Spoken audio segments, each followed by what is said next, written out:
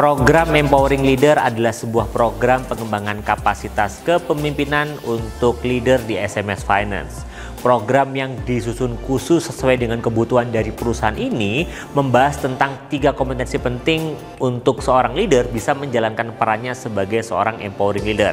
Karena kalau kita berbicara tentang peran empowering leader, pada dasarnya seorang leader tidak bisa menjalankan semuanya sendiri. Dia butuh timnya, dia butuh untuk timnya bisa bekerja sesuai dengan standar dan kompetensi yang diharapkan.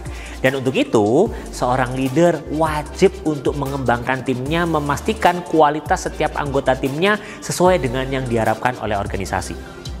Di program ini, di hari pertama, peserta mendapatkan gambaran tentang pentingnya kita menjadi seorang empowering leader.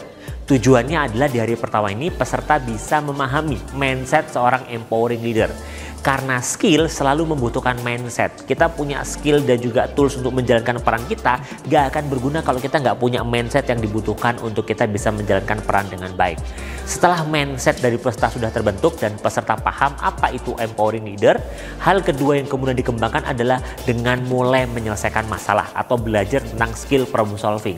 Kenapa? Karena kalau kita berbicara pemimpin yang memberdayakan, pada dasarnya adalah pemimpin yang bisa menyelesaikan masalah timnya dan bisa mengajarkan kepada timnya bagaimana skill untuk menyelesaikan permasalahan tersebut. Sehingga pada akhirnya tim tidak lagi bergantung kepada leadernya. Ketika timnya sedang menghadapi masalah, dia tidak lagi berusaha untuk minta tolong kepada leadernya, tapi dia akan mencoba dulu untuk menyelesaikan permasalahan itu sendiri. Yang kalau ini dibiasakan terus-menerus, lama-kelamaan tim akan terbangun kemandiriannya. Sehingga ketika dia memiliki sebuah masalah, dia akan bisa menyelesaikan masalahnya sendiri dan dia punya kepercayaan diri untuk bisa menyelesaikan setiap tantangan dan hambatan di pekerjaan dia. Setelah peserta memahami tentang konsep problem solving skill, di hari ketiga peserta belajar tentang leader as coach. Di sini peserta yang merupakan para leader belajar bagaimana sih caranya menggunakan skill coaching yang menekankan kepada 3 kompetensi.